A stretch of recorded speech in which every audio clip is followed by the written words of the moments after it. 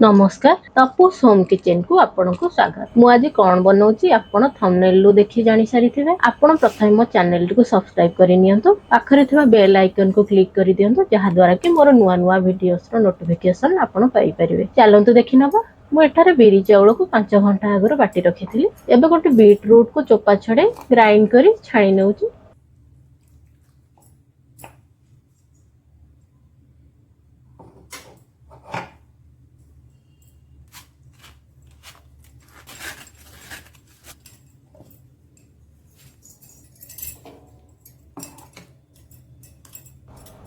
आवश्यक अनुसार लूण पके भल भाबे मिसई नउची।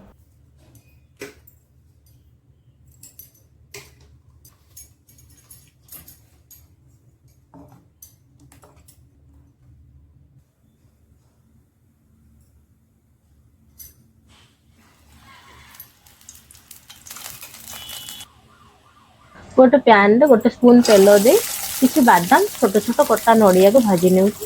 बादाम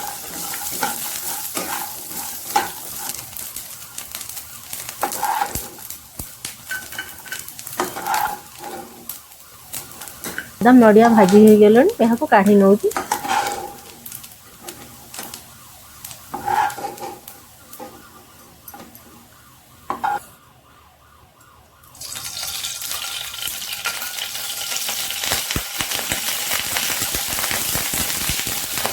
यही पैन रे आउ 2 स्पून तेल देउची। 1.5 चामच पखापखी अदा रसुण छेचा को पके गोल्डन कलर आसीबा जाय फ्राई करी नउची। अदा रसुण गोल्डन होई आसिलेन एथिरे मु गोटे छोटो साइज रो कट्टा प्याज 4टी कट्टा कंचा लंका गोटे छोटो साइज रो टमाटो काटी पकाउची। किछि भुसंग पत्र पकाउची।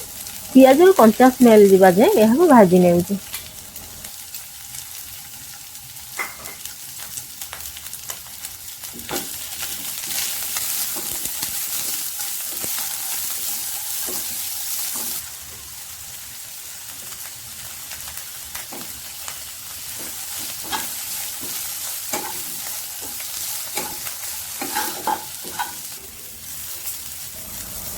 एबे दुईटी सिजा आलू को हाथ रे टिके चकटी के पकेई नउची।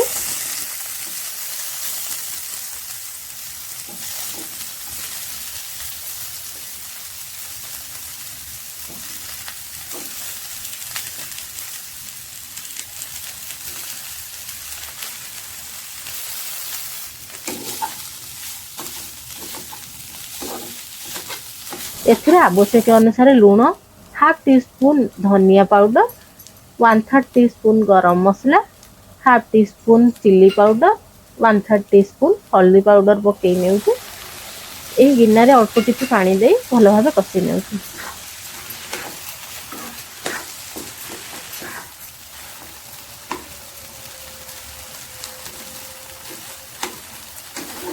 एबे आलू कसी होई गलेनी किछि कटा धनिया पत्र पकई नेउची।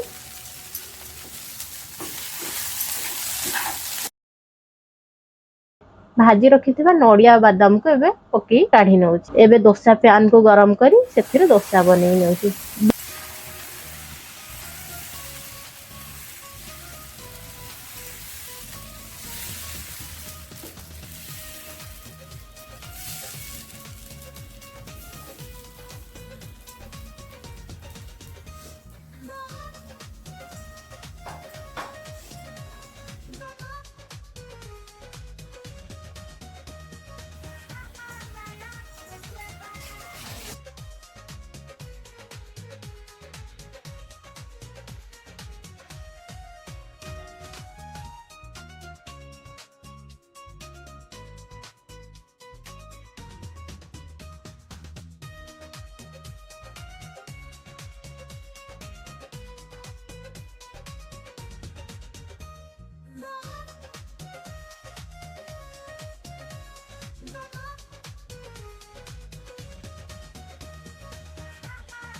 बीटरूट रो स्मेल पाई बहुत जन को बीटरूट खाइबा पाई भल लागि न थाए। बीटरूट हमर हीमोग्लोबिन बढ़ाई थाए। जो मानकर हीमोग्लोबिन कम अछि बीटरूट खाइबा पाई भी पसंद करू नाहंते आपण घरे एई भଳି बनांतु। से माने निहारी घरे डिमांड करिवे एई भଳି डोसा बनेबा पाई।